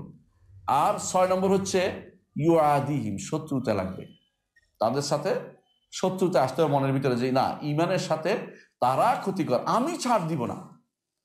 তারা তাদের পর্বণে আপনাকে দাওয়াত দিল, আপনি যেতে পারবেন না, আপনার পর্বণে তারা দাওয়াত দিতে পারবেন না। লাকুম দীনুকুম ওয়ালিয়া দিন, দিনই আলাদা, এখানে একসাথ করার কোনো সুযোগ নেই। অনেকে এটা নিয়ে বাড়াবাড়ি, আমি মনে করি এটা ভালো কথা, ভুল বুঝাতেও চেষ্টা করেন না। লাকুম দীনুকুম ওয়ালিয়া দিন, তোমার জন্য তোমার দিন, আমার জন্য আমার দিন, তোমার দিন আমার দিন একসাথ করার কোনো সুযোগ নেই। এই জন্য কোনোদিন কেউ যদি বলে যে আসেন একটা আমরা একসাথে বসে দোয়া করি, না, একসাথে হবে না। আমার মনে আছে আমাকে একবার বলেছিল, আমাকে একজন বলেছিল আমাদের ইউনিভার্সিটিতে, যে আসেন আপনি কোরআন তেলাওয়াত করেন। আমি সাধারণত বৈঠকে কোরআন তেলাওয়াত, কিন্তু আসলে এটা কিন্তু নিয়ম না। আসলে অনেকে শুরু করলে কথা, একটা কোরআন তেলাওয়াত করেন, কেন কোরআন তেলাওয়াত করতে হবে কেন? হ্যাঁ, কোরআন তেলাওয়াত করতে হবে কেন? কোরআন বৈঠকে কোরআন তেলাওয়াতের কোন নিয়ম আছে? আমি বললাম তো না, বৈঠকে কোরআন তেলাওয়াত নাই। তো বলতেছে কোরআন তো সবাই পড়তেছে, এত বছর ধরে কিন্তু বলেন, আপনি হঠাৎ করে কোন দিন নিয়ে আসলেন? মানে বলে আছে ওনারা, আর বড় বড় বড় বসে রয়েছে, কোরআন তেলাওয়াত করতে পারলে মনে করে বুঝি বিশাল কিছু। হ্যাঁ, ওনার সামনে কোরআন তেলাওয়াত করে, উনি যে একটু পরে আব্দুল্লাহ জাহাঙ্গীর রহমতুল্লাহ বলতেন, উনি যে একটু পরে কুফরি করবে, এটা কোনো কিছুই না। আব্দুল্লাহ জাহাঙ্গীর রহমতুল্লাহ বলতেন, গাড়ি যখন শুরু করে থেকে চিটাং থেকে, প্রথমে একেবারে সূরা ইউসুফ, সূরা আর রহমান দিয়ে একেবারে শোনায় টোনায়, যখন লালন শাহ সেতু পার হয় তখন কোন গান গায় বলেন তো? লালনের গান দিয়ে শেষ করে। মানে একেবারে বাঙালির খাঁটি ইসলাম হচ্ছে ওই গাড়ির ইসলামটা। হ্যাঁ, যখন বাংলাদেশে এরকম একটা সংবিধান আসলো, যে সংবিধানের মধ্যে কি রাষ্ট্র ধর্ম হচ্ছে ইসলাম, আবার আবার কি, আরেকটা সমাজতন্ত্র আছে, আরেকটা আছে কি, হ্যাঁ, এটা তো না, সরাসরি একটা কি বলে এটাকে সেকুলারিজম আছে। আব্দুল্লাহ জাহাঙ্গীর তখন আল্লাহ তাআলা ওনাকে জীবিত থাকলে এখনো বলতেন উনি এটা। তখন বলছেন এতদিনে বাঙালি তার মনের মতো একটা সংবিধান পেয়েছে। সেটা কি বুঝছেন? সব চলে, কোনো সমস্যা নাই। এটা বাঙালির দিন, বাঙালির ইসলাম। এটা মোহাম্মদ রাসূলুল্লাহ সাল্লাল্লাহু আলাইহি ওয়াসাল্লামের নিয়ে আসা ইসলাম না। এটা ভুল কোথায় হয়েছে জানেন? আপনার সন্তানরাই তো ওখানে গেছে, উপরে গেছে কথা করে। আপনার সন্তানকে আপনি ছোটবেলায় শিক্ষা দিতে পারেন নাই, ছোটকালে বুঝাইতে পারেন নাই দিন ইসলাম কাকে বলে। ইসলামকে যে বুঝে শুনে গ্রহণ করেছে সে ব্যক্তি কোনোদিনও বলতে পারে না। ইসলামকে বুঝে শুনে গ্রহণ করে সে বলতে পারে না যে না, ধর্ম যার যার উৎসব সবাই বলতে পারে না ইসলামকে। দোষটা আমার, দোষটা আপনার। আপনার সন্তানকে ছোটকালে ঘরে পড়ান নাই, দুনিয়ার সব পড়াইছেন। হ্যাঁ, আপনার সন্তানকে পদ্মা সেতুর ফিলার কাটা মুখস্থ করাইছেন, কিন্তু ইসলামের ফিলার কাটা মুখস্থ করেন নাই। আছে না? আছে তো, এটা মুখস্থ করাই তো ভাই। এখন তো বিসিএস দিয়ে আপনি দাস বানাচ্ছেন না, সরকারি দাস বানাচ্ছেন। তারা এমন জিনিস মুখস্থ করতে জীবনে কোনোদিন ইসলামের সাথে কোনো কাজে লাগবে না, জীবনেও কোনো কাজে আসবে না। কিন্তু তাকে আখিরাতের কাজের জন্য একটা জিনিস শিক্ষা দিবেন, এটা দরকার নাই। প্রশ্ন উত্তর দিতে চায় না ওরা। অনেক সময় বিসিএস এর প্রশ্নগুলো উত্তর দেয় না কেন? উত্তর দিলে বলতে ইসলামিক মনে হয়। বুঝে আসছে কথাটা? অনেকে আছে উত্তর দেয় না, সে ভয় করে কারে? তাগুতকে ভয় করতেছে, আল্লাহরে ভয় করতেছে না। সে উত্তর দিচ্ছে না, সে শয়তানকে ভয় করতেছে। দুনিয়ার জন্য সে আখিরাত ছেড়ে দিচ্ছে। বুঝেন না কথা? দুনিয়া পাওয়ার জন্য ওখানে যাবেন কেন আপনি? এতই যদি আপনার ভয় হয়, এখানে যাবেন কেন? যেখানে হক কথা বলতে পারেন যাওয়া যাবে না। ইমানদার হোর স্বাধীন তালিক, যেখানে হক কথা বলতে পারবেন না, হকের বসে চলতে পারবেন না, এখানে আপনি যাবেন। স্বাধীন কথা বলবেন, কি হবে দেখা যাবে এরপরে। ইব্রাহিম আলাইহিস সালাতুর মতো হতে হবে ইমানদার। তার যদি শেষ অবস্থা থাকে অবশ্যই বলবেন। যেখানে আবার যাইবেন না আপনি, সেখানে যাইবেন না, কি করবেন? ব্যবসা করেন, কাজ করেন, অন্য কিছু। আপনাকে ওই নিজের বিয়া বিক্রি করে দিয়ে, নিজের ইমান বিক্রি করে দিয়ে খাইতে কে বলছে? কেন? আপনাকে মনে নেই আবু হানিফা রহমতুল্লাহ আলী তিনি চাকরি নেন নেই খলিফা আবু মনসুরের আন্ডারে? কেন নেন নেই? প্রধান বিচারপতি হতে বলেছে তাকে, তারপরে অমুকটা প্রধান হইতে বলেছে, মুফতি হইতে বলেছে, উনি কিছু কোনোটাই নিব না। বলছে কেন? বলে আমার এই যোগ্যতা নাই। তো বলতেছে আপনার যদি যোগ্যতা নাই, আপনি মিথ্যা বলছেন। মৃত্যুর তো মোটেই যোগ্য না। মানে উনি পেঁয়াজ দিয়ে পার হয়ে গেছে। কেন পার হইতে পারবে না? তোমার জেলে দিব। কেন জেলে দাও। জেলেই মারা গেছেন তিনি হচ্ছে আবু হানিফা রহমতুল্লাহ আলী। কেন আপনি দুনিয়ার এত পাগলের মতো দৌড়াইতে হবে কেন? ওইটা না পাইলে কি হবে? দুনিয়ার জীবন 70 বছর এমনি পার করা যায়। 80 বছরের বেশি বাঁচে না বেশি মানুষ। 80-90 বছর, যত 100 বছরে বাঁচলেন। লক্ষ লক্ষ বছর, কোটি কোটি বছর থাকতে হবে আপনাকে হাসরের মাঠে। হ্যাঁ, 50,000 বছর, এরপরে জান্নাতে। ওই জীবনের জন্য আপনার এই জীবনটা কিছুই না, কষ্ট করে কাটিয়ে দিতে পারেন। কিন্তু আপনার কোনো তাগুতের সাথে কোনো আপোষ করতে পারবেন না। মুশরিকদের সাথে কোনো আপোষ চলে না। মুশরিকদের বিশ্বাসের সাথে কোনো আপোষ চলে না। আপনি জানেন যে এটা শিরক, এটা করতে পারেন না। যত রকম হোক না, এটা করতে পারবেন না ভাই। কেন? ঈমানকে রক্ষা করা প্রথম দায়িত্ব। এটা আমরা একটু পরে বলছি। তাহলে প্রথম দায়িত্ব কি বললাম? 6টার কথা বলছি। 7 নম্বর, আল্লাহর শত্রুদের সাথে শত্রুতা পোষণ করা। এবং 8 নম্বর, আল্লাহ তাআলা যাদের ভালোবাসেন তাদের সাথে বন্ধুত্ব পোষণ করা। এইটা 9 নম্বর, আল্লাহ তাআলা যাদের অপছন্দ করেন তাদেরকে অপছন্দ করা। এগুলি সবটাই লাগবে। এগুলি হচ্ছে বারাত। সর্বশেষ যেটা বলেছি যে মুশরিক এবং শিরক থেকে বিমুক্ত হইতে হলে এগুলি লাগবে। এই 9টা জিনিসের কথা বলেছি। দলিল চাইবেন আমার কাছে। দলিল সূরা মুমতাহানার 4 নম্বর আয়াত। সূরা মুমতাহানার 4 নম্বর আয়াত আল্লাহ তাআলা বলছেন, কাদ কানাত লাকুম উসওয়াতুন হাসানাহ, তোমাদের জন্য উত্তম আদর্শ রয়েছে। ফি ইব্রাহিম ওয়াল্লাযিনা মাআহু, ইব্রাহিম আলাইহিস সালাতু ওয়াস সালাম তার সাথে যারা ছিল তাদেরকে দেখো। ইজ ক্বালু, যখন তারা বলেছিল, তাদের কওমকে বলেছিল, ইন্না বুরাআউ মিনকুম, আমরা অবশ্যই তোমাদের থেকে সম্পূর্ণরূপে মুক্ত। ওয়া মিম্মা তা'বুদুনা মিন দুনিল্লাহ, অর্থাৎ মুশরিকদের থেকেও মুক্ত, শিরক থেকেও, মূর্তি থেকেও মুক্ত। খেয়াল করছেন? অর্থাৎ ইবাদতকারী এবং ইবাদত যার করা হয়েছে এটা থেকেও মুক্ত তারা। ওয়া মিম্মা তা'বুদুনা মিন দুনিল্লাহ, আল্লাহ ব্যতীত যাদের তোমরা ইবাদত করো তাদের থেকেও আমরা মুক্তি ঘোষণা করছি। এইভাবে বলছেন কি, কাফারনা বিকুম, তোমাদের সাথে সম্পর্ক কাট অফ করলাম। ওয়া বাদা বাইনানা ওয়া বাইনাকুম আদাওয়া, আমাদের এবং তোমাদের মধ্যে শত্রুতা চালু হয়ে গেল, বন্ধুত্ব না। কাফেরদের সাথে আমাদের বন্ধুত্ব সম্পর্ক নাই। তো এটা বললে তো অনেকে বলবো যে হ্যাঁ শত্রুতা তৈরি করে দিচ্ছে। আমরা তো কোনো ব্যক্তিকে বলিনি, আমরা তো আম কথা বলছি, ব্যক্তির সাথে আমার শত্রুতা নাই। ব্যক্তির সাথে আপনি দেখবেন আসলে কি কাফের নাম ইমানদার, আপনি সত্য করবেন অবশ্যই, এটা শরীয়তের নির্দেশ। বুঝলেন না কথাটা? আমরা কোনো রাষ্ট্রের সাথে শত্রুতা তৈরি করে দিচ্ছি না। কাফের যে তার শত্রুতা, সে কি ইমানদার হয়ে যাও, বন্ধুত্ব আসবে। তোমার সাথে আমার ইমানদার লোক বন্ধুত্ব আসবে। ইমানদার না হলে তুমি বলতে পারো না যে আমার সাথে আপনার বন্ধুত্ব সম্পর্ক হতে পারে না। বন্ধু সম্পন্ন সম্পর্ক হতে পারে দুনিয়ার ব্যাপারে, কিন্তু অন্তরঙ্গ বন্ধু হতে পারে না, কখনো হতে পারবে না। বাদা বাদা বাইনাকুম বাদা আদাওয়াতু ওয়াল বাগদা, শত্রুতা যেমন ঘৃণাও তেমনি থাকবে। রাসূলুল্লাহ সাল্লাল্লাহু আলাইহি ওয়াসাল্লাম যদি ঘৃণা না হতো যুদ্ধ করতেন না। প্রথম প্রথম যুদ্ধগুলি ছিল প্রতিরোধমূলক। পরের যুদ্ধ কি প্রতিরোধ ছিল না? পরের যুদ্ধ প্রতিরোধ ছিল না। কেন ছিল? কুফর, শিরক।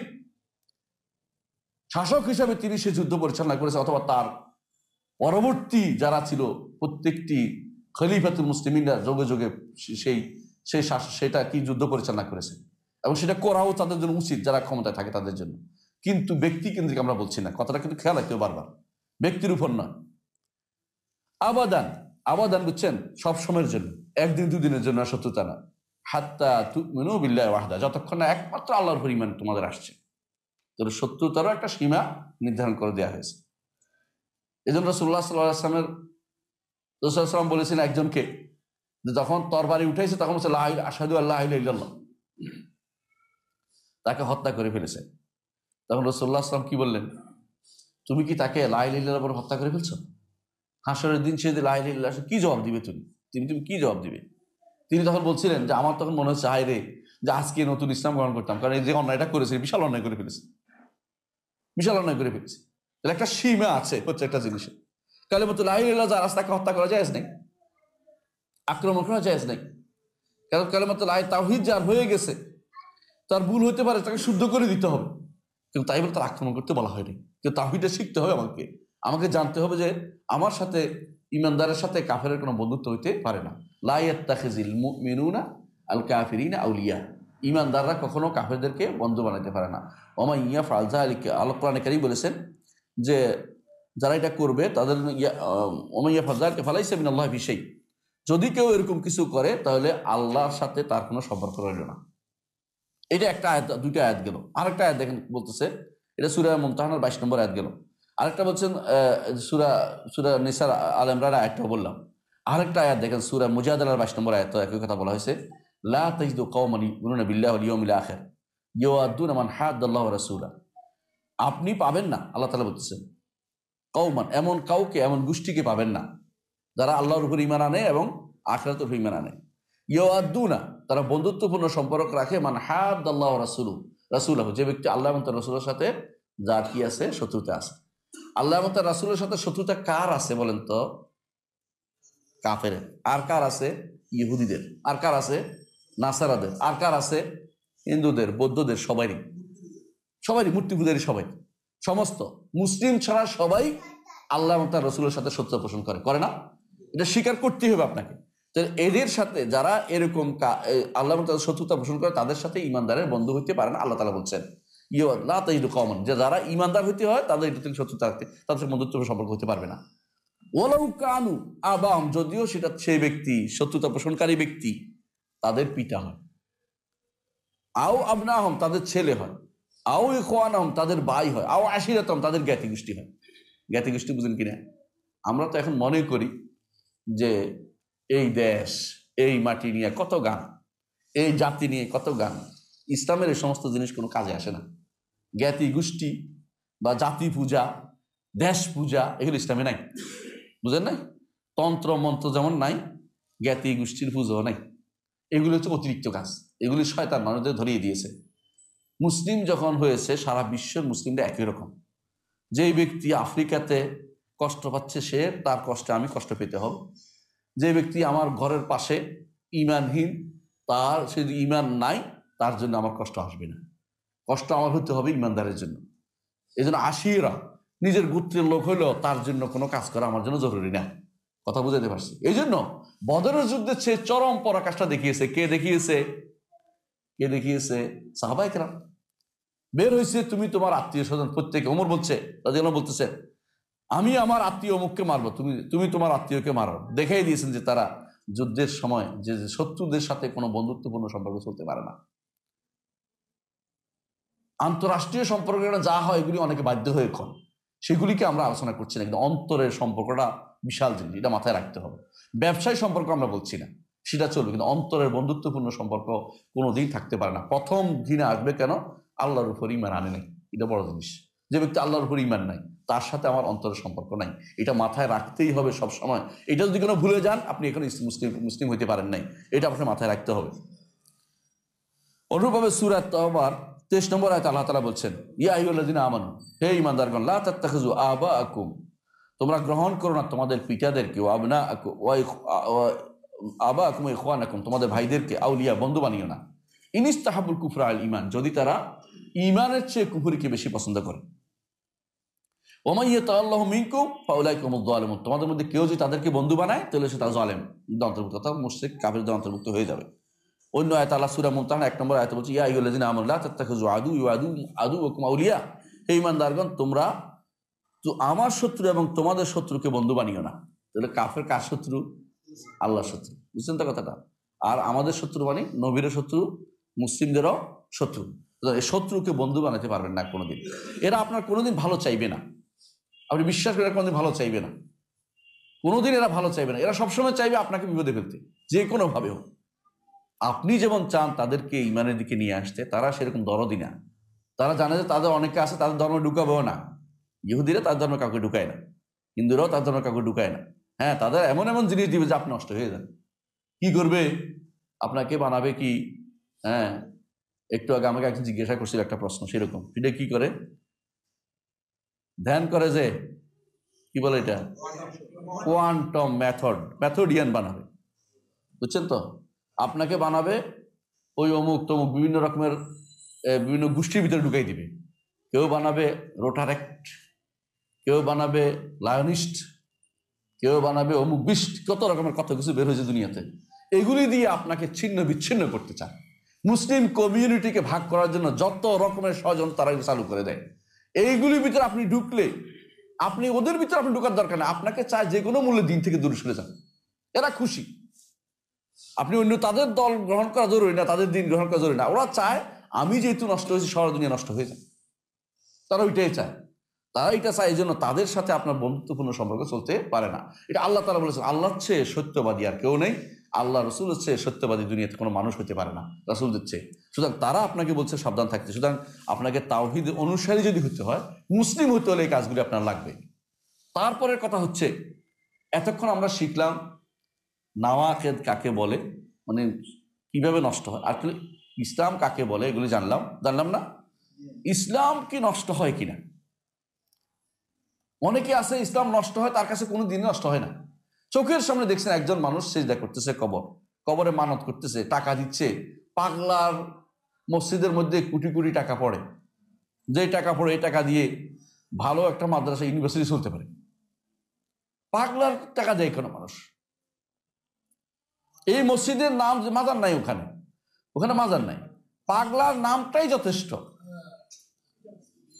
পাগলার নামটাই একটা মাজার হয়ে গেছে। বুঝলেন না কথাটা? ওখানে মাজার নাই, কিন্তু পাগলা নামটাই একটা বিশাল কিছু করে দিছে। আমার মনে পড়ে, আমার উস্তাদে আমাকে বুটটা ভেঙে দিয়েছে। আমি বললাম, একদিন বলে উস্তাদ বলতেছিলেন যে মানুষ আসলে মসজিদের পূজা খুব একটা করে না। আমি বললাম, উস্তাদ আমাদের এখানে একটা মসজিদ আছে, বলে শাহ সাহেবের মসজিদ, ওখানে দেখি কোটি কোটি এটা পড়ে। তো ওটা তো মসজিদের পূজা হয় না। না, এটা শাহ সাহেবের পূজা হয়েছে। মানে ধরাই দিলেন আমাকে যে নোক্তাটা কোন জায়গায় ভুল হচ্ছে। শাহ সাহেবের নাম না থাকলে মসজিদের মধ্যে কেউ এসে টাকা পয়সা দিত না। দিত কি জন্য? মসজিদের উপকার, আল্লাহর জন্য দিত। এখন হয়ে গেছে শাহ সাহেবের খুশি করার জন্য দিচ্ছে। ঠিক পাগলাকে খুশি করার জন্য কোটি কোটি টাকা পড়েছে, পাগলাকে খুশি করার জন্য কোটি কোটি টাকা পড়তেছে। বুঝেন না কথাটা? দেখি ইমান আছে একটা মানুষ ইমান, অথচ কেউ কি বলে না। যদি আপনি ওদেরকে জিজ্ঞাসা, এটা তোমার লাভ আছে তো, কি লাভ? এত পার্সেন্ট তো আমরা পাচ্ছি, বাকিটা ওদের উন্নয়নে খরচ করতেছি। চট্টগ্রামে যা দেখবেন, কোনো মাজার আছে নিচ থেকে শুরু করে উপর পর্যন্ত পুরোটা পাকা করে ফেলেছে, উঠার জন্য সিঁড়ি পর্যন্ত। এমনকি এমন পাথর দিয়েছে যে পাথর আপনি কোনোদিন কল্পনা করতে পারেন না। মানে ইমান, মানে জীবিত মানুষরা এত সুন্দর পাথর ব্যবহার করে নাই, মরা মানুষের জন্য যে পাথর ব্যবহার করছে। বুঝলেন কথা? আমি একবার গেলাম পীর কাশিমপুর, একটা এলাকা আছে, যে এলাকাটা হলো কুমিল্লা দিকে মুরাদনগর, আমি চিনেন তো এলে। হ্যাঁ, দেখলাম যে পাশের মসজিদটা জীর্ণ শীর্ণ অবস্থা, অথচ মাজারটা সেই কি মর্ম পাথর দিয়ে বানাইছে, পিটাইলে ভাঙবে না, এরকম পাথর দিয়ে বানাইছে। বুঝলেন না কথাটা? মানে আল্লাহটার দরকার নেই, মাজারটার দরকার। আল্লাহর খুশি করার কি দরকার? মাজার খুশি করে আল্লাহ খুশি। আপনি বুঝছেন কিনা কথাটা কিছু? এরা কাকে ভালোবাসছে? মাজার ভালোবাসছে, আল্লাহকে ভালোবাসে নাই। আল্লাহকে ভালোবাসে এটা করতে পারে না। তো যারা এরকম কথা বলছে এরা কি ইমানদার হতে পারে? আপনি বলেন। অনেকে আমার প্রশ্ন করছে, আমি শুনতে পাচ্ছি যে কাফের বলা যায় কিনা। হ্যাঁ, আমভাবে এরা যারা এটা করবে তারা তো কুফরিতে লিপ্ত রয়েছে। ভালোবাসার সাথে সম্পৃক্ত ইমান তো ভালোবাসার সাথে সম্পৃক্ত, কিন্তু নির্ধারিত করে একজনকে কাফের বলতে পারবেন না যতক্ষণ পর্যন্ত তাকে জিজ্ঞাসা না করছেন যে তুমি কেন দিচ্ছ, কি জন্য দিচ্ছ। জানার পরে তখন বলতে হবে, কারণ হয়তো ভুল করে বলতে পারে, না জেনে করতে পারে। হয়তো মানুষ দিচ্ছে, আমিও দিলাম, অনুসরণ করে দিচ্ছে, জানে না কি জন্য দিচ্ছে। দিনের সম্পর্কে অজ্ঞ, দিন সম্পর্কে অজ্ঞ থাকা সবসময় গ্রহণযোগ্য না। দিন সম্পর্কে অজ্ঞ ওই জায়গায় গ্রহণযোগ্য যেখানে দিনের কোনো আলো আসে নাই। আমাদের দেশের মতো জায়গাতে আলেম ওলামা আছে, এদেরকে ইচ্ছা করলে জানতে পারে। এখন তো মোবাইল খুললেই পায় মানুষের বক্তব্য, ইচ্ছা করলে প্রশ্ন করতে পারে। দিন সম্পর্কে অজ্ঞ থাকার কোনো সুযোগ নাই। আপনি যদি কোনো একজনকে মেরে বলেন যে আমি তো আইন জানতাম না, মানবে? দুনিয়ার কেউ মানবে? হ্যাঁ, আরেকজনের দুটা কিল দিয়ে বলেন আইন জানি না, তো কি করবো? দূরের জন্য খাই কিল দিয়ে তারপর কথা। বুঝলেন না কথাটা? দিন সম্পর্কে না জানার ওজর কিছুদিন গ্রহণযোগ্য হবে যে জায়গাতে আলেম থাকে না, যে জায়গাতে কোনো কিছু পায় নাই, আলো যায় নাই। যেখানে দিনের আলো গেছে সেখানে ওই ওজর দিয়ে পার হইতে পারবেন না। আমার কাছে পার পাবেন প্রথমে, কিন্তু আমি জানানোর পরে আর পার পাবেন না।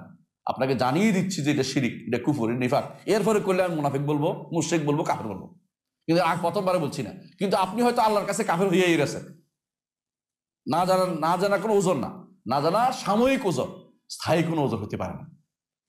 ওই জায়গায় ব্যক্তির জন্য ওজন হতে পারে যে ব্যক্তির কাছে দিন আলো পৌঁছে নাই। হয়তো ধরেন কোনো দ্বীপে বসবাস করতেছে, কোনো জঙ্গলে আছে, আফ্রিকার কোনো জঙ্গলে আছে, অথবা ধরেন এস্কিমোনি বলে এদের বাড়িতে বরফের জায়গাতে আছে, যে এখানে আছে যেখানে মানুষ ইসলাম পৌঁছে নাই। আলহামদুলিল্লাহ, রাসূলুল্লাহ সাল্লাল্লাহু আলাইহি ওয়াসাল্লাম বলেছেন এই দিন পৌঁছবে প্রত্যেকটি কাঁচা ঘর পাকা ঘরে পৌঁছবে, বাইতু ওয়াবার পশমের ঘর পৌঁছবে। অর্থাৎ যেটা মরুভূমি হোক অথবা সেই এস্কিমো দেশ হোক, সব জানি দিন পৌঁছবে। বেআইজি আজিজ আউদুল্লাহ দলিল, সম্মানের সাথে বা অসম্মানের সাথে পৌঁছবে। এখন আপনি এটাকে ওজর বলে বাঁচার কোনো পথ নেই, চেষ্টা করতে হবে, জানতে হবে। ইমাম আবু হানিফা রহমতুল্লাহ আরো কঠিনভাবে বলেছেন। তিনি কি বলতেন? ইমাম আবু হানিফা রহমতুল্লাহ বলতেন যে, এটাও আমরা বলছি না, তিনি বলতেন, এটা তার বক্তব্য ছিল এটা, যে যদি আল্লাহ কিতাব কোরআন নাও পাঠায়, মানুষ কষ্ট করে আল্লাহ সম্পর্কে খুঁজে নেয়, এটা ফরজ। আর আমরা বলি এটা, আল্লাহ বলছেন ওমা কুন্না মুআযযিবিনা হাত্তা নাবআসা রাসূলা, রাসূল না প্রেরণ করে আল্লাহ কাউকে শাস্তি দিবেন না। যে জায়গাতে রাসূল আসে না, যে সময়, ওই সময় তাদের ওজর ছিল, এখন আর ওজর নাই। এখন আপনাকে জানতে হবে, দিন জানতে হবে। এই জন্য এই প্রতিষ্ঠানগুলো, এই মাদ্রাসাগুলো, এগুলোতে আপনাদের যেগুলোতে দিন পড়ানো হয় সেগুলোতে আপনাকে পড়াতে হবে। আপনি যদি জেনে শুনে দিন বিরোধী কাজে আপনার পথে রাখেন আপনার সন্তানদেরকে, আপনি আল্লাহর কাছে ধরা খেয়ে যাবেন। এটা কিন্তু ছাড় নাই, বুঝতে হবে আপনাকে। এটা যদি করতে পারেন আপনারা বিশাল কাজ করলেন, এটা বিশাল বিপ্লব হবে, বিশাল কাজ হবে। বাতিলরা তখন বুঝতে পারবে যে আমাদেরকে বাদ দিয়ে গেছে এরা, আমাদের পথে চলছে না। তখন তারাই চেষ্টা করবে যে না, আমরা দিনের পর থাকি, নইলে তো আমাদের পক্ষ থেকে কিছু কেউ আমাদের পক্ষে থাকতেছে না। আপনাকেও বয়কট করতে হবে তাদেরকে। এইটার নাম হচ্ছে হাজিরুল মুবতাদি, বেদাতিরা, মুশরিকরা, তাদেরকে হাজির করতে হয়। কেন? তারা যেন বুঝে যে আমার পক্ষে যাওয়া সম্ভব না, আমার থেকে তো বাদ দিয়ে দিচ্ছে, বাধ্য হয়ে আমি এই পথে ঢুকি। বুঝলেন না কথাটা? আপনাকে অবশ্যই বুঝতে হবে দিনের কিছু কি আছে, নাওয়াকিদ আছে, দিন নষ্ট হয়, দিন নষ্ট হয়। তো দিন কিভাবে নষ্ট হয়, দিন কিভাবে নষ্ট হয়, দিন নষ্ট হয় এটাকে ভয় আপনার রাখতেই হবে।